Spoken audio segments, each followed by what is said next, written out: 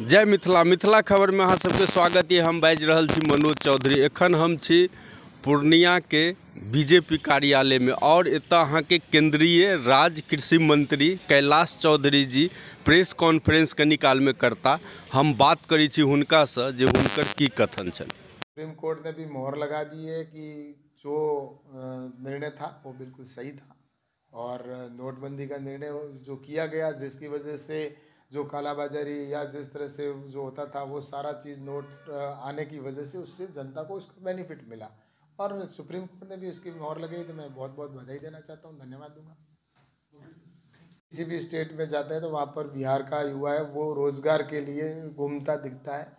तो बिहार की जनता चाहती है कि हमारा युवा वापस यहाँ आए, यहाँ पर रोज़गार स्वयं का हो, रोज़गार स्थापित हो, बिजनेस यहाँ पर करे या इंडस्ट्रीज़ यहाँ पर आए ताकि यहाँ के युवाओं को रोज़गार मिल सके।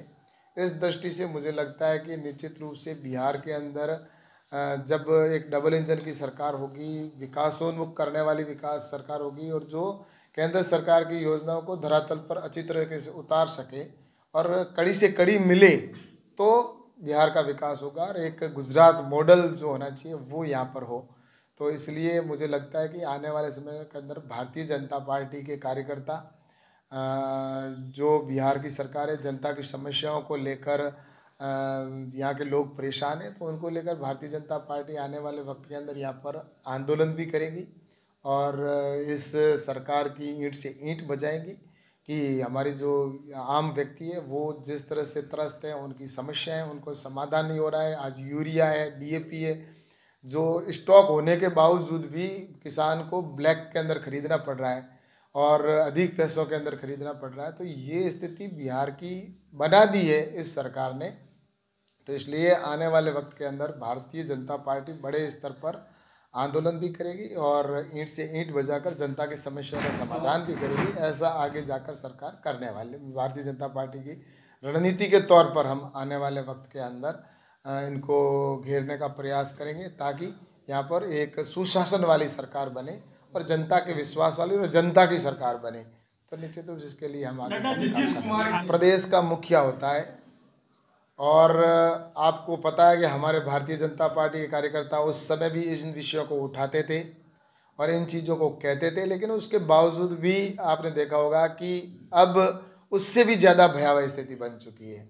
और आज यूरिया की इन्होंने जितनी डिमांड की थी उससे हमने 1.5 गुना इनको अवेलेबल करवा दी।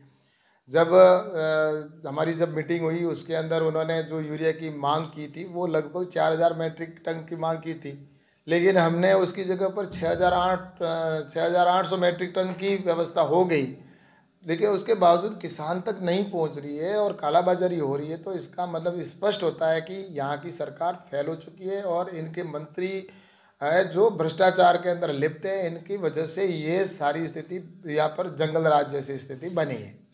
ऐसा है कि यूरिया के अंदर कटौती नहीं की गई है, नैनो यूरिया भी इनको दिया जा रहा है। नैनो यूरिया के अंदर भी वही विशेषताएं हैं जो एक कट्टे के अंदर होनी चाहिए।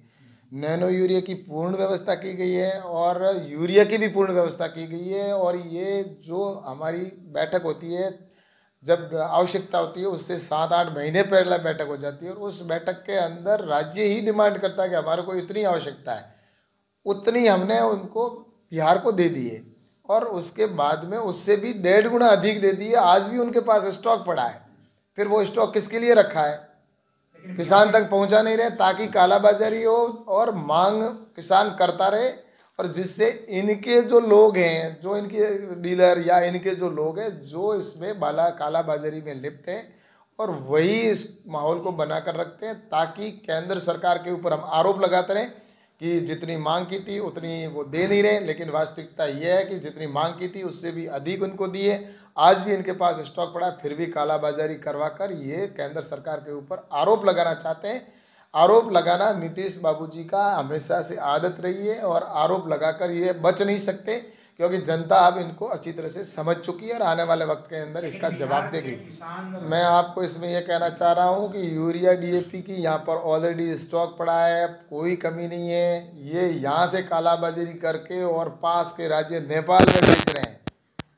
वहाँ से ला रहे हैं, लेकिन ये यहाँ के जो नेपाल के अंदर जा रही है, तो इसको बचाने की और रोकने की जिम्मेवारी राज्य सरकार की है, क्योंकि भारत सरकार राज्य को अलॉट करती है और जिलों में और नीचे किसान तक पहुँचाने की जिम्मेवारी पूर्ण रूप से राज्य सरकार। भारतीय जनता पार्टी पूरे देश के अंदर जनता के साथ हमेशा जुड़ी रहती है, चाहे चुनाव हो चाहे ना हो। हमारे राष्ट्रीय अध्यक्ष जी पूरे प्रदेश नहीं पूरे देश भर के अंदर दौरे करते हैं और उसी निमित्त यहाँ पर दौरा किया जा रहा है। और भारतीय जनता पार्टी के कार्यकर्ता एकदम मानस बना चुके हैं, जनता के बीच में रहकर आने वाले वक्त के अंदर यहाँ पर भारतीय जनता पार्टी की सरकार निश्चित रूप से बनेगी, क्योंकि नीतीश कुमार जी की सरकार यहाँ पर जो जनता से वादे किए थे वो पूरे नहीं किए और उसकी वजह से परेशान है। और यहाँ पर जो मोदी जी का विकास है, प्रधानमंत्री आदरणीय नरेंद्र मोदी जी ने जो काम किए हैं, चाहे वो किसी भी वर्ग के लिए बिना भेदभाव के काम हुए हैं, कोई जाति पर नहीं, कोई धर्म पर नहीं, हर वर्ग के लिए सबके लिए काम किया। और प्रधानमंत्री का सबका साथ सबका विकास सबका विश्वास और सबका प्रयास के तहत काम किया जा रहा है, जिसमें गाँव में बैठी उस बहन से पूछिए जिसके कभी लकड़ी पर रोटी बनाती थी, आज उसका गैस का कनेक्शन हो गया, शौचालय बन गए, बाहर जिनको शौच जाने का पड़ता था, प्रधानमंत्री आवास दिया गया। और आज देश भर में लगभग 80 करोड़ ऐसे गरीब परिवार हैं जिनको निःशुल्क राशन दिया जा रहा है, जो इस कोरोना के संकट के अंदर लगातार उसका लाभ ले रहे हैं। वो निश्चित रूप से मोदी जी के साथ हैं और चाहे वो किसी भी समाज का किसी भी धर्म का हो, उनको विकास चाहिए, विश्वास चाहिए और विश्वास उनको नरेंद्र मोदी जी पे है। और निश्चित रूप से आने वाले समय के अंदर यहाँ पर विधानसभाओं के अंदर भी विधायक भारतीय जनता पार्टी के बनेंगे और सांसद भी भारतीय जनता पार्टी के। ये जो जीतते थे वो भारतीय जनता पार्टी के वोटर्स के आधार पर ही जीतते थे, भारतीय जनता पार्टी के कार्यकर्ताओं की मेहनत के आधार पर जीतते थे। वो तो सिर्फ उनको टिकट दे दी जाती थी, लेकिन अब भारतीय जनता पार्टी के कार्यकर्ता को टिकट मिलेगी तो भारतीय जनता पार्टी कार्यकर्ता डबल एनर्जी के साथ में काम करेगा और उसके साथ ही वहाँ पर वो जनता भी भारतीय जनता पार्टी के साथ में रहेगी। तो निश्चित रूप से यहाँ के विधायक है वो अच्छी बहुमत के साथ में जीतेंगे। अब भारतीय जनता पार्टी की सरकार बनेगी, यहाँ से विधायक भी भाजपा के बनेंगे, क्योंकि दोबारा जीतेंगे और यहाँ से लोकसभा सांसद भी हमारे भारतीय जनता पार्टी के जीतेंगे। बिहार में जो है तो कांग्रेस अध्यक्ष जो है राहुल गांधी जी, उनका भारत जोड़ो यात्रा शुरू होने वाला है, क्या कहेंगे? राहुल गांधी जी एक यात्रा लेकर निकले हैं और भारत जोड़ो यात्रा नाम दिया है। मैं राहुल गांधी जी से पूछना चाहता हूं कि भारत को तोड़ा किसने? भारत तो ऑलरेडी अभी जुड़ा हुआ है, तोड़ने का काम इनके पूर्वजों ने किया, जवाहरलाल जी नेहरू जी ने किया और जिन्ना ने किया।